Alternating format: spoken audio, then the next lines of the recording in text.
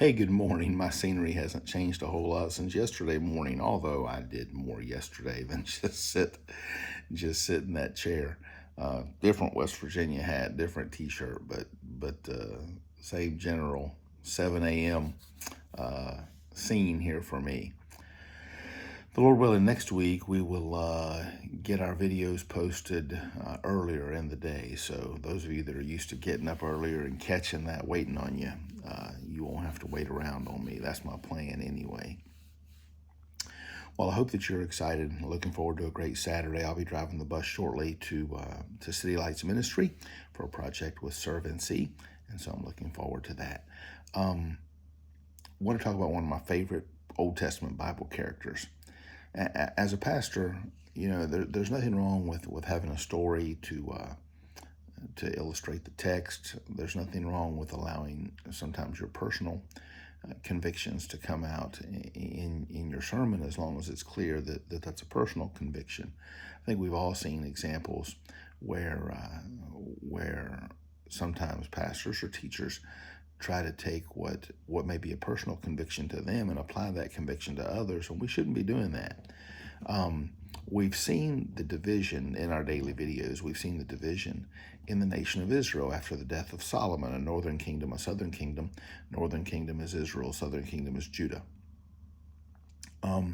At times they were at civil war with one another. Initially, when the nation broke up, Rehoboam was on his way to the north to battle Jeroboam over the nation, and God told him to turn around and go back and not fight his brother. But occasionally they were at civil war with one another, and occasionally they were allies in common war against others. And that's what we find in 1 Kings chapter 22. Ahab is king of the north. Jehoshaphat is king of the south. Jehoshaphat is generally a good king, maybe a weaker leader than some of us would expect, but generally a good king.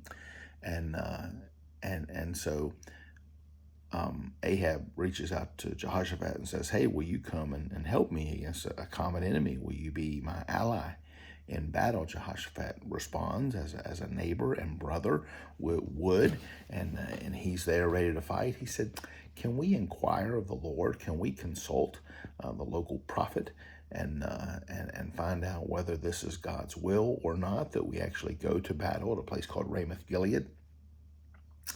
And so the northern king lines up all of these false prophets who are prone to tell the king whatever the king wants to hear. And they say, "Sure, go, the Lord is with you, go." And Jehoshaphat has just enough wisdom and discernment to say, are there any other prophets?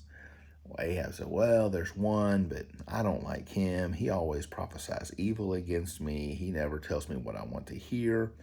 Jehoshaphat wants to hear what he has to say. This prophet's name is Micaiah. And in 1 Kings 22:14, one of my favorite texts, the other prophets get a hold of Micaiah. They say, "Micaiah, please tell the king what he wants to hear. We don't want to see Ahab upset. We don't want him to be uncomfortable. We want him just to be satisfied." And you can imagine, the application of that kind of preaching, just to tell people what they want to hear, just to cause them to be satisfied. Not that as a pastor you ought to want to discourage people or want to stir people up, but you understand the liberal watering down of truth to make people satisfied in whatever they are in. Micaiah has this famous, legendary quote.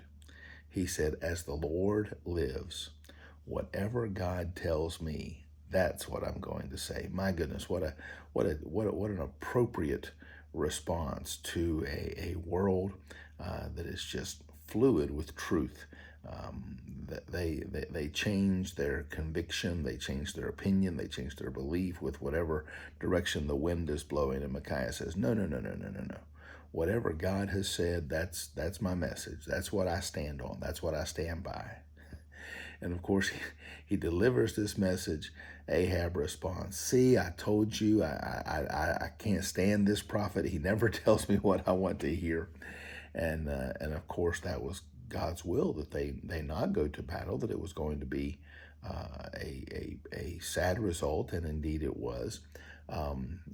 So Micaiah stands out against all the other local prophets as one who said, you know what, all I can really tell you is what God has told me to say. May every preacher have that testimony, and the Lord willing, as long as I have my sense, I'll be that kind of pastor for you and just tell you what God has said in His Word.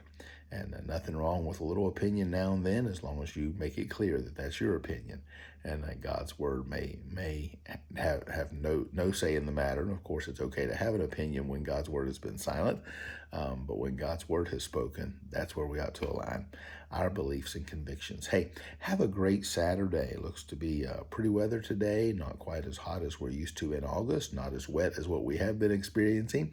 So I hope you have a great day. Looking forward to the Lord's Day tomorrow. God bless you.